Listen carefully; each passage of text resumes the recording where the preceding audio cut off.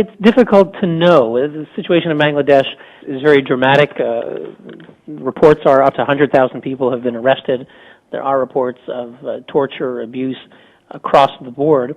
And it's unclear what the motivations of the government are. Clearly, many politicians have been targeted. The second issue is a fair trial. And it's far from clear that Sigma Huda is getting a fair trial. She's very sick, and she is being denied her medical treatment.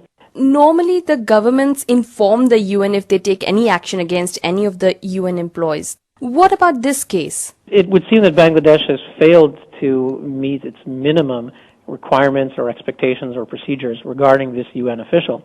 It should be noted that Ban Ki-moon said, and I think that is legitimate, that there is no UN immunity involved necessarily in the case. That is, she is not actually a UN employee. She's not on the salary of the UN. There are about 40 human rights experts, and they're not actually UN officials, but they do perform their mandate, and in the work performing their UN mandate, that is protected by immunity. So if Sigma Huda were to make a statement regarding trafficking in women in Bangladesh, she could not be prosecuted, for example, for any such statement. But for other things, if a UN expert is accused of theft or some other crime unrelated to their UN task, they are not protected by immunity, and no UN issue arises. But again, preventing a UN expert from going to the Human Rights Council and failing to provide any explanation when asked by the United Nations, that is clearly a violation of basic procedures. Now, she's not the only one. There are many human rights activists who have been detained in the country in the recent past. Some say the government is ignoring human rights obligations in its so-called anti-corruption drive.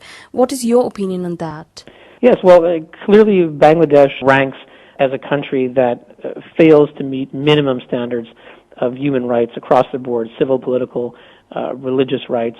And corruption is something that remains pervasive in Bangladesh. The current administration seems to be guilty of abuse of power, as we also saw in previous administrations.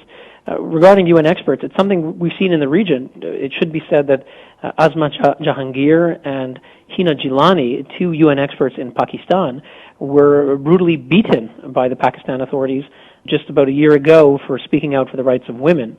So we are seeing a trend in the region to treat human rights experts, including UN officials, with a disdain, with contempt. And in that case, we heard nothing from the United Nations. So there is a concern that some NGOs have, including UN Watch, that the United Nations is failing to speak out to protect its human rights experts for political reasons.